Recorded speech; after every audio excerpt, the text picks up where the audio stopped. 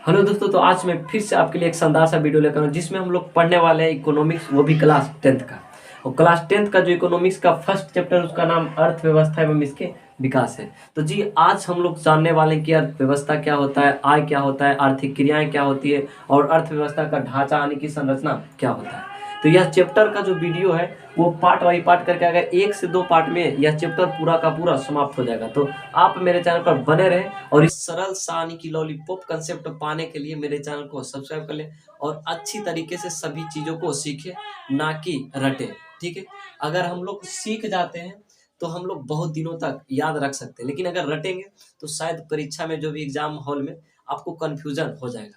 तो आइए हम लोग सीखते हैं सरल कंसेप्ट के साथ, लॉलीपॉप कंसेप्ट के साथ, कि अर्थव्यवस्था क्या है, आय क्या है और आर्थिक क्रियाएं क्या है और अर्थव्यवस्था को की संरचना या ढांचा जो है उसको हम लोग कैसे सीखेंगे। तो देखिए, सबसे पहला क्या है, अर्थव्यवस्था। इसको सीखते हैं कि अर्थव्यवस्था में क्या लिखा गया। अर्थव्यवस्था में बोला गया कि आर्थिक क्रियाओं के योग को ही हम लोग अर्थव्यवस्था कहते हैं। अब बोलेंगे सर ये आर्थिक क्रिया क्या है, तो कुछ भी नहीं, आप जान रहे हैं कि आर्थिक क्रिया क्या है। आर्थिक क्रिया कहने का मतलब कि आप कोई भी काम कर रहे हैं, यानी कि पैसे कमाने के लिए कर रहे हैं।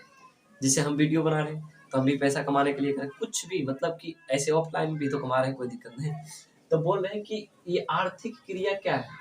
तो हम लोग जो भी सेक्टर से, चाहे जैसे भी काम करके अगर मतलब कि आय प्राप्त कर रहे हैं तो वह आर्थिक क्रिया हो जाएगा। ऐसे अगर इकोनॉमिक्स में कहा जाए तो क्रिया 2 प्रकार के, एक आर्थिक क्रिया और एक अनार्थिक क्रिया। आर्थिक क्रिया कहने का मतलब कि हम अगर कोई काम करके रुपया कमा रहे हैं तो वो आर्थिक क्रिया, लेकिन अगर हम कोई काम अभी कर रहे हैं और आगे चल कर कमाएंगे और अभी खर्च कर रहे हैं तो अनार्थिक क्रिया होगा। जैसे अगर हम एग्जाम्पल लेते हैं, बताएंगे कि कौन आर्थिक क्रिया कर रहा है, कौन अनार्थिक क्रिया कर रहा है। जैसे कि एक एग्जाम्पल है कि शिक्षक के द्वारा विद्यार्थियों को पढ़ाया जा रहा है, तो इसमें शिक्षक जो है आर्थिक क्रिया है, क्योंकि शिक्षक जो है पढ़ा रहा है किसके लिए, पैसे के लिए। लेकिन विद्यार्थी जो है पढ़ रहा है, क्या देकर पढ़ रहा है, रुपया देकर पढ़ रहा है ना। तो यानी कि इकोनॉमिक्स में कितने एक प्रकार की क्रिया है, 2 प्रकार के, एक आर्थिक और एक अनार्थिक। और हम लोग जानने वाले आर्थिक क्रिया क्या है। तो आर्थिक क्रिया अभी बताएं कि जब कभी भी कोई भी काम कर रहे हैं, सुबह से उठकर जो भी काम करो और पैसे के लिए करें तो वो आर्थिक क्रिया होगा। और आर्थिक क्रियाओं के योग को ही हम लोग क्या कहते हैं, अर्थव्यवस्था। जैसे बोले कि आर्थिक क्रिया का योग क्या होगा, जैसे मान लीजिए कोई भी व्यक्ति है, कोई घर है, मान लिया जाए एक ये घर है और ये एक घर में 3 सदस्य, कितने सदस्य, ये तो इमोजी बन गया, कोई दिक्कत नहीं। एक जो व्यक्ति है वो गवर्नमेंट जॉब कर रहा है, एक बिजनेस कर रहा है और ये एग्रीकल्चर यानी कि खेती, कृषि कराने की खेती कर रहा है ना। अब इन तीनों लोग अलग अलग सेक्टर में काम करके रुपये कमा रहे हैं। क्या कमा रहे हैं, रुपये कमा रहे हैं। और इन जैसे कि एग्रीकल्चर यानी कि खेती करना, ये भी आर्थिक क्रिया है, क्योंकि इससे भी हमें पैसा मिलता है। जॉब कराने की, गवर्नमेंट जॉब करा जो भी, तो उसमें भी क्या मिल रहा है, पैसा मिल रहा है, ये भी आर्थिक क्रिया है। और यहाँ पर बिजनेस है और बिजनेस में भी क्या मिलता है, पैसा मिलता है, तो ये भी आर्थिक क्रिया है। और इन आर्थिक क्रियाओं के योग को ही हम लोग कहेंगे क्या, अर्थव्यवस्था। मतलब कि अगर इन सभी का सैलरी सही है, इन सभी का सैलरी सही यानी कि आर्थिक क्रिया सही ढंग से कर रहा है तो सही पैसा मिलेगा, सही रुपया मिलेगा, तो उसका अर्थव्यवस्था भी सही होगा। अर्थव्यवस्था यानी कि इन इस घर का अर्थव्यवस्था है। हम बोले ना कि अर्थव्यवस्था क्या है, तो अर्थव्यवस्था जो है एक अधूरा शब्द है। कौन सा शब्द है, अधूरा शब्द है। जब तक कि अर्थव्यवस्था से पहले कोई शहर, कोई गांव, कोई देश का नाम अगर ना जुड़े तो समझ जाना है कि अर्थव्यवस्था क्या है, एक अधूरा शब्द है। क्योंकि बोलेगा कि अर्थव्यवस्था खराब है, किसका खराब है कोई पता नहीं। अगर हम बोल दें कि भारत का अर्थव्यवस्था खराब है तो इससे पता चलेगा कि नहीं, भारत एक देश है जिसका अर्थव्यवस्था खराब है। इस कारण से अर्थव्यवस्था को हम कह सकते हैं कि अर्थव्यवस्था जो है एक अधूरा शब्द है। ठीक, तो यहाँ से अर्थव्यवस्था समझ में आ गया कि अर्थव्यवस्था जो आर्थिक क्रियाओं के योग को अर्थव्यवस्था कहते हैं। तो आर्थिक क्रिया कैसे था, पता लग गया कि आर्थिक क्रिया क्या है। तो आर्थिक क्रिया देखिए आगे भी लिखा हुआ है, आर्थिक क्रिया है कि वे सभी क्रियाएं जिससे आय की प्राप्ति होती आर्थिक क्रिया कहलाती है ना। अब दूसरे शब्दों में लिखा गया यहाँ पर कि अर्थव्यवस्था एक ऐसा ढांचा है, अर्थव्यवस्था एक ऐसा ढांचा है जिसके अंतर्गत विभिन्न प्रकार की आर्थिक क्रियाएं संपादित की जाती है।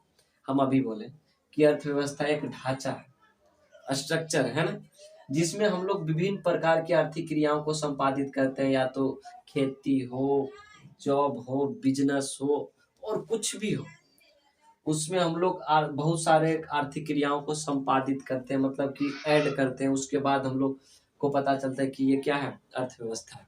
तो यही चीज यहाँ पर लिखा है कि अर्थव्यवस्था एक ऐसा ढांचा है जिसके अंतर्गत विभिन्न प्रकार की आर्थिक क्रियाएं संपादित की जाती है, जैसे कृषि हो गया, उद्योग हो गया, व्यापार हो गया, बैंकिंग हो गया, बीमा हो गया, परिवहन हो गया, संचार हो गया। ये सभी मतलब कि क्या है, आर्थिक क्रियाएं हैं। उसके बाद यहाँ तक तो ठीक है, लेकिन अगर अर्थव्यवस्था है तो आगे क्या बोला जा रहा है कि ये ना केवल वस्तुएं एवं सेवाओं को संपादित करती है, बल्कि रोजगार के अवसर भी प्रदान करती है, ताकि वे अपने आवश्यकताओं की पूर्ति कर सके। आप बोले सर ये मतलब कुछ समझ में नहीं आया। अगर आपके पास अर्थव्यवस्था है तो आप, ये जरूरी नहीं है कि आप अपने सेवा में लगेंगे या तो कोई वस्तु खरीदेंगे। जैसे अर्थव्यवस्था अगर आपका मजबूत है, अगर अर्थव्यवस्था मजबूत है तो आप किसी को रोजगार भी दे सकते हैं, किसी को रोजगार भी दे सकते हैं। जैसे यहाँ पर लिखा है, मतलब कि संपादित करती है, बोल रहा है कि ये ना केवल वस्तुओं एवं सेवाओं को संपादित करती है। अगर आपका अर्थव्यवस्था ठीक है तो केवल आप वस्तु ही नहीं खरीद सकते, सेवाओं अपने सेवा के लिए नहीं कर सकते, बल्कि रोजगार के अवसर भी प्रदान कर सकता, यानी कि किसी को रोजगार भी आप दे सकते हैं ताकि वे अपने आवश्यकताओं की पूर्ति कर सके।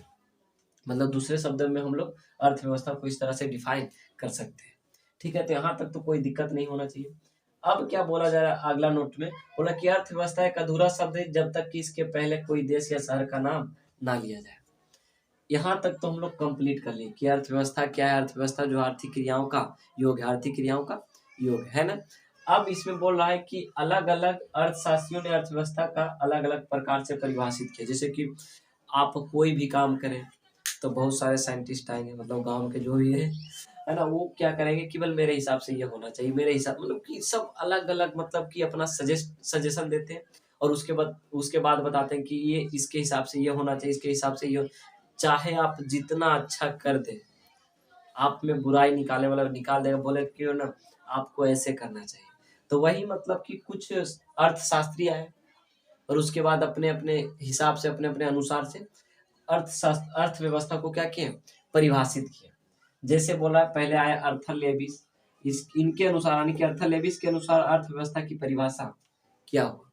इस इन्होंने बोले कि किसी राष्ट्र के संपूर्ण व्यवहार से होता है जिसके आधार पर मानवीय आवश्यकताओं की संतुष्टि के लिए वह अपने संसाधनों का प्रयोग करता है, अर्थव्यवस्था कहलाती है। मतलब कि जब कभी भी बोल रहा है कि किसी राष्ट्र के संपूर्ण व्यवहार से होता है, मान लीजिए अगर हम कोई कर रहे हैं काम तो वो लीगल होना चाहिए। क्या होना चाहिए, लीगल। लीगल होगा तभी तो राष्ट्र के मतलब कि व्यवहार से होता है। अगर हम इलीगल काम करेंगे तो ये थोड़ा अलग हो जाएगा, मतलब कि हम लोग नियम से कुछ कर नहीं रहे।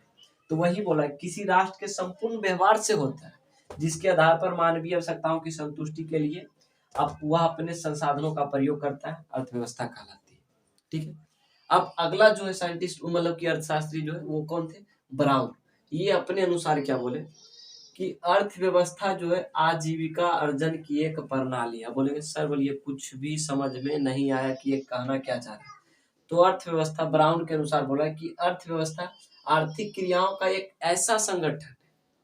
बोलिए जो ब्राउन है वो बोल रहे हैं कि अर्थव्यवस्था जो है आर्थिक क्रियाओं का एक ऐसा संगठन है जिसके अंतर्गत लोग करके अपनी आजीविका चलाती है। मतलब कि अर्थव्यवस्था जो है ये आर्थिक क्रियाओं का एक ऐसा संगठन है, जैसे कि मान लीजिए अभी बताएं कि एग्रीकल्चर, गवर्नमेंट जॉब, बिजनेस, ये सभी मतलब कि आर्थिक क्रियाओं का संगठन है।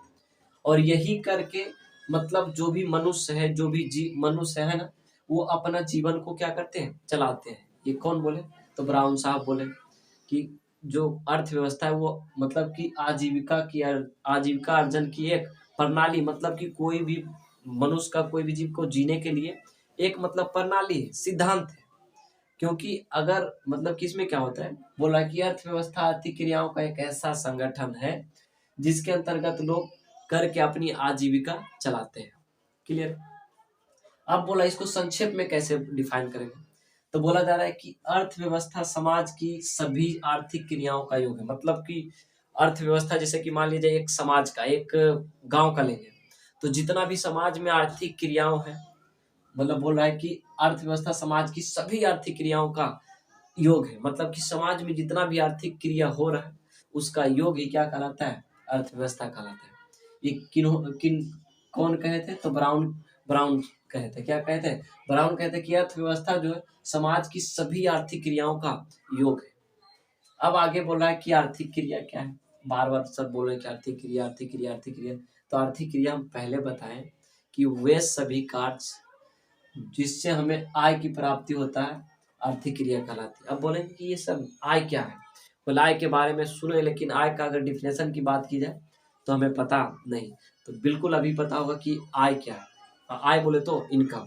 तो इनकम जब कभी भी हम लोग कहीं भी काम करते हैं या कुछ भी कर रहे हैं तो या तो शारीरिक रूप से करते हैं या तो मानसिक रूप से करते हैं। जैसे कोई भी मजदूर है, वो ईंट ढो रहा है, बालू ढो रहा है, तो वो शारीरिक रूप से कर रहा है।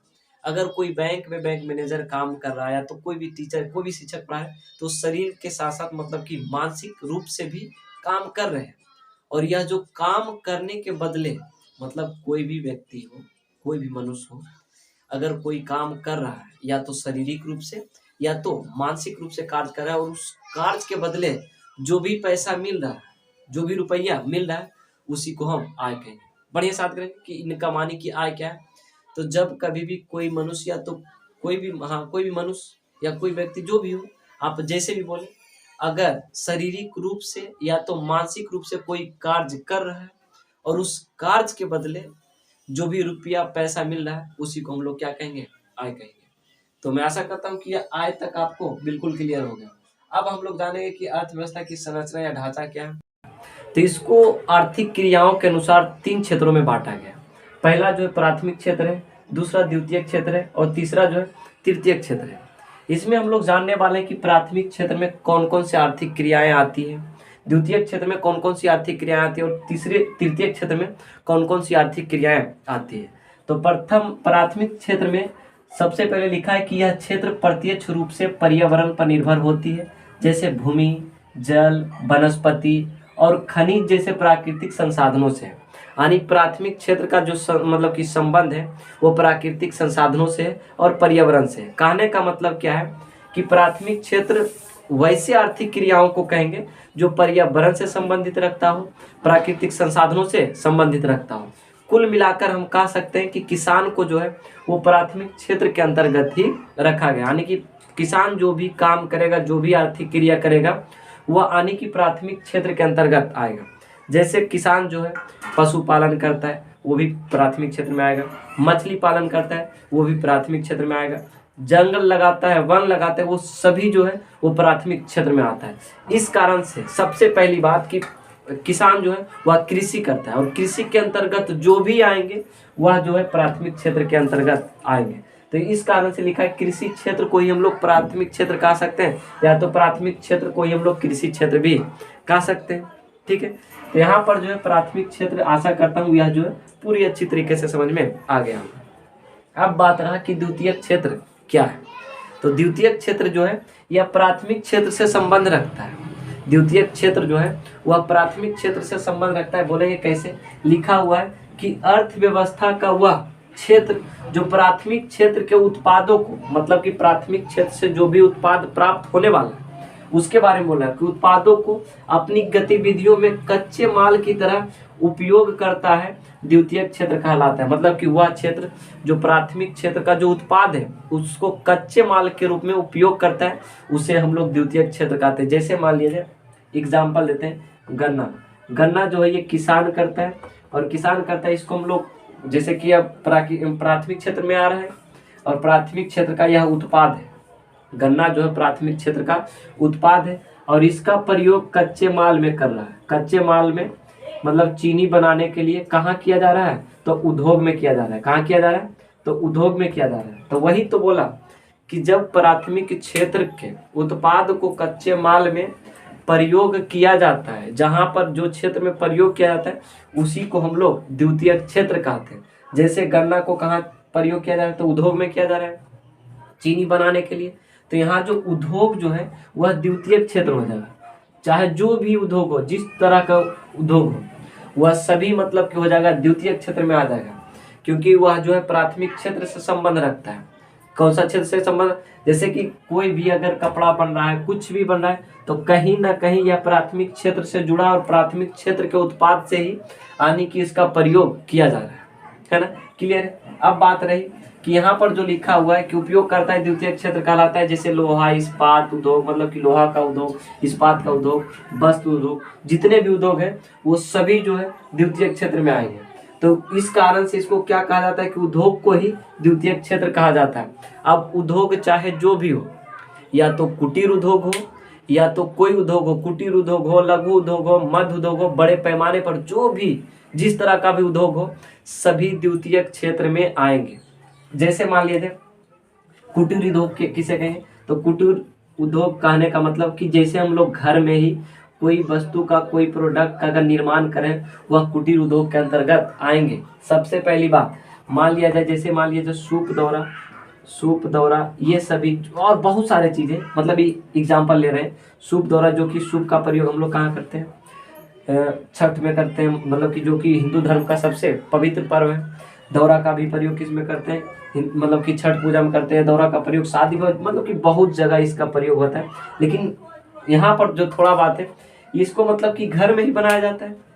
और जो भी वस्तु अगर घर में बनाया जा रहा है, मतलब छोटे छोटे वस्तुओं का निर्माण किया जा रहा है, उसे हम लोग कुटीर उद्योग के अंतर्गत रखते हैं। अब यहाँ पर सोचने वाली बात है कि जो सूप और दौरा बनाते हैं, वो उसको हम लोग सबसे नीचा यानी कि जाति के समझते हैं। लेकिन वह नीचा जाति जो भी मतलब बना रहे हैं, उसके बनाया हुआ प्रोडक्ट को हम लोग सबसे पवित्र पर्व यानी कि छठ में प्रयोग करते हैं। जैसे हम लोग जो भी इसका यानी कि सूप या दौरा का निर्माण करते हैं, उस जाति को, उन जाति को हम लोग सबसे निचला स्तर पे रखते हैं।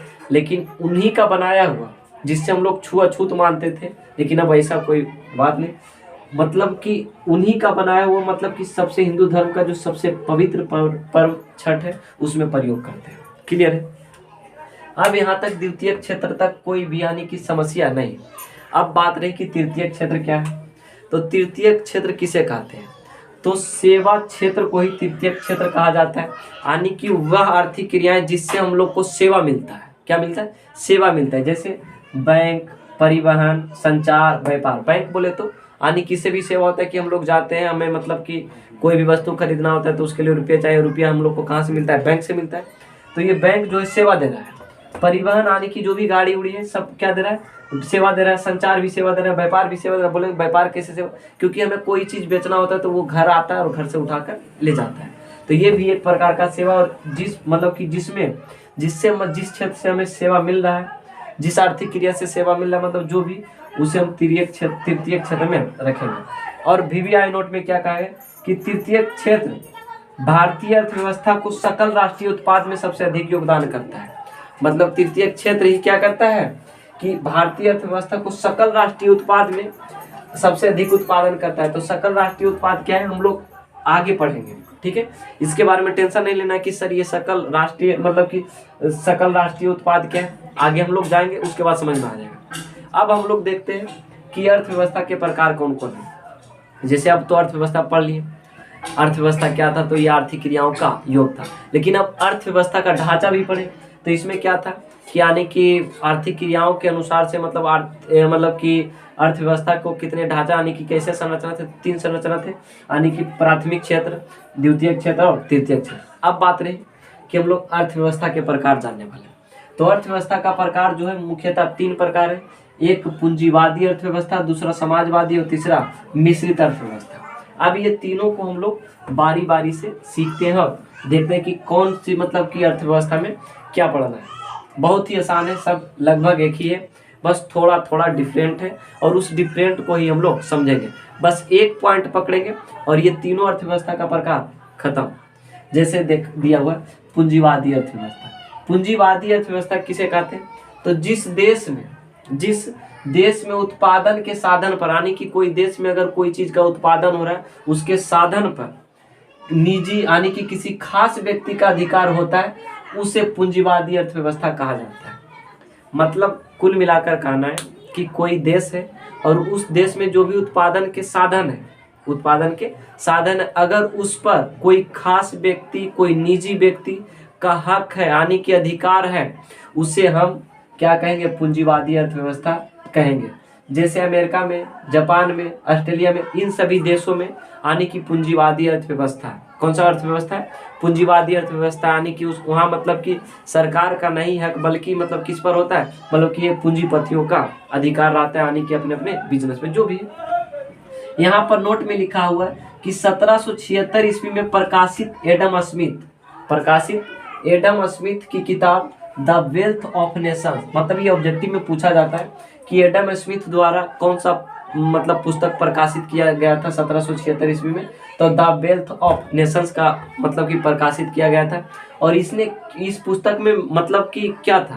तो इस पुस्तक से ही बोला जाता है कि मतलब कि पूंजीवादी अर्थव्यवस्था का उद्गम स्रोत माना जाता है। मतलब कि पूंजीवादी अर्थव्यवस्था का जो मतलब कि शुरुआत हुआ था इस पुस्तक से ही माना जाता है। उस पुस्तक का क्या नाम है? क्वेश्चन यहाँ पर 3 बन सकता है कि एडम स्मिथ जो है द वेल्थ ऑफ नेशंस पुस्तक को कब प्रकाशित किया था? तो 1776 ईस्वी में। अब बात किया जाएगा कि पूंजीवादी अर्थव्यवस्था जो है उसे मतलब कि किससे उद्गम का स्रोत मिला था, किस पुस्तक से? तो द वेल्थ ऑफ नेशन से मिला। और द वेल्थ ऑफ नेशंस का मतलब कि लेखक कौन है? तो एडम स्मिथ। और ये शायद अर्थशास्त्र का मतलब कि जनक भी इन्हें कहा जाता है। अर्थशास्त्र का जनक अगर पूछा जाए तो एडम स्मिथ ही है। यहाँ तक क्लियर है? पूंजीवादी अर्थव्यवस्था में क्या होगा कि वह जिस देश का अर्थव्यवस्था पर मतलब कि जिस देश के उत्पादन के साधन पर किसी खास व्यक्ति का अधिकार होगा, उस देश का जो अर्थव्यवस्था होगा वह पूंजीवादी अर्थव्यवस्था होगा। क्लियर है? अब दूसरा, समाजवादी अर्थव्यवस्था। समाजवादी अर्थव्यवस्था में क्या होगा कि जिस देश के उत्पादन के साधन पर सरकार का अधिकार हो, समाजवादी अर्थव्यवस्था कहलाएगा। मतलब जिस देश के उत्पादन के साधन पर यानी सरकार का अगर अधिकार है, उस देश का जो अर्थव्यवस्था होगा क्या होगा? वह समाजवादी अर्थव्यवस्था होगा। कौन सा अर्थव्यवस्था होगा? समाजवादी अर्थव्यवस्था होगा। अब समाजवादी अर्थव्यवस्था कहाँ कहाँ है? तो यानी कि चीन, क्यूबा, इन सभी देशों में यानी कि समाजी अर्थव्यवस्था है। कहने का मतलब कि यहाँ कोई भी खेत उत जो भी चीन में किया जा रहा है वो सरकार के अंतर्गत ही किया जा रहा है, यानी कि सभी को पेमेंट दिया जाता है। इस तरह से कुछ होता है ना, यानी कि उसमें कोई किसी का अधिकार नहीं होगा वहाँ, बल्कि सभी सारे चीजों पर किनका अधिकार होगा? तो वहाँ का जो भी सरकार है उनका अधिकार होगा। तो वही बोला है कि समाजवादी अर्थव्यवस्था किसे कहते हैं? तो जिस देश के उत्पादन के साधन पर सरकार का अधिकार हो, समाजवादी अर्थव्यवस्था कहलाता है। उस मतलब कौन कौन से देश है? तो एक चीन है, एक क्यूबा है ना, इन सभी देशों में समाजवादी अर्थव्यवस्था पाया जाता है। अब बारी आया कि ये तो हो गया यानी कि पूंजीवादी और समाजवादी। अब कहा जाए कि कहीं कहीं ये दोनों रह गए तो उसे हम क्या कहेंगे? तो उसे हम लोग कहेंगे मिश्रित अर्थव्यवस्था। मिश्रित अर्थव्यवस्था। इससे पहले एक नोट में लिखा हुआ है कुछ बहुत ही अच्छा सा पॉइंट है। इसमें लिखा है कि केन्स एक अर्थशास्त्री थे। उन्होंने सुझाव दिया कि पूंजीवादी अर्थव्यवस्था को, मतलब जो पूंजीवादी अर्थव्यवस्था है उसको समाजवादी अर्थव्यवस्था की ओर कुछ कदम बढ़ाना चाहिए। केन्स एक अर्थशास्त्री थे, उन्होंने सुझाव दिया था कि जो भी पूंजीवादी अर्थव्यवस्था है यानी कि जो भी पूंजीवादी अर्थव्यवस्था है उनको समाजवादी अर्थव्यवस्था की ओर कुछ कदम बढ़ाना चाहिए। मतलब कोई देश है, उस देश में मतलब कि मान लीजिए मिश्रित अर्थव्यवस्था है, और मिश्रित अर्थव्यवस्था है तो कुछ समाजवादी है और कुछ पूंजीवादी है। तो इनका कहना था कि पूंजीवादी जो अर्थव्यवस्था है उनको मतलब कि समाजवादी अर्थव्यवस्था की ओर कुछ कदम बढ़ाना चाहिए, ताकि वो भी समाजवादी अर्थव्यवस्था का भी बढ़ावा हो सके। लेकिन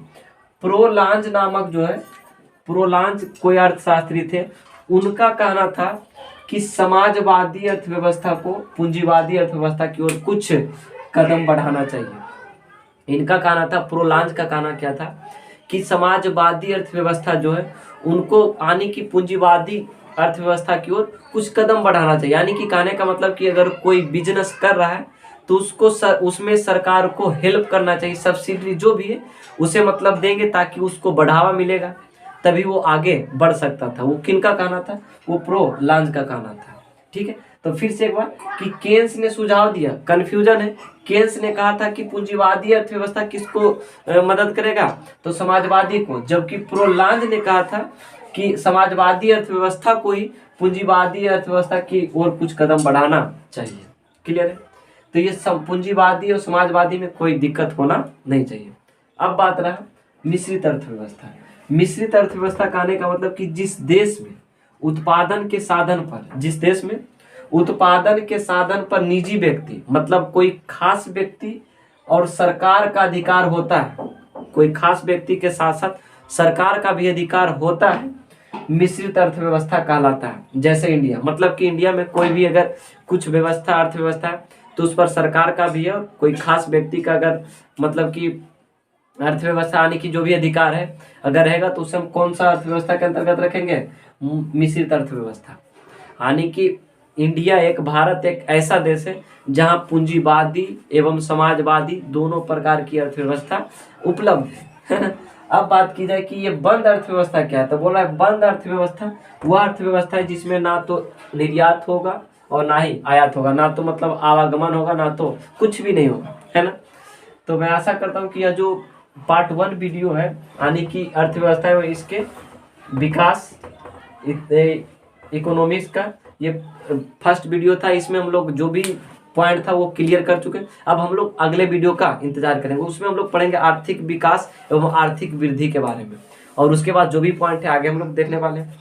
तो इसी तरह का वीडियो देखने के लिए मेरे चैनल को सब्सक्राइब कर ले। वीडियो अगर अच्छा लगा होगा तो वीडियो को लाइक कर दे और अपने दोस्तों के पास भी शेयर करें। और इस मतलब कि चैप्टर का जो है एक प्लेलिस्ट बना दिया जाएगा, आप प्लेलिस्ट में आप चेक कर सकते हैं और पूरा वीडियो जो भी है देख सकते हैं। तो चलिए चलते हैं, आप तब तक के लिए टेक केयर, धन्यवाद, जय हिंद, जय भारत।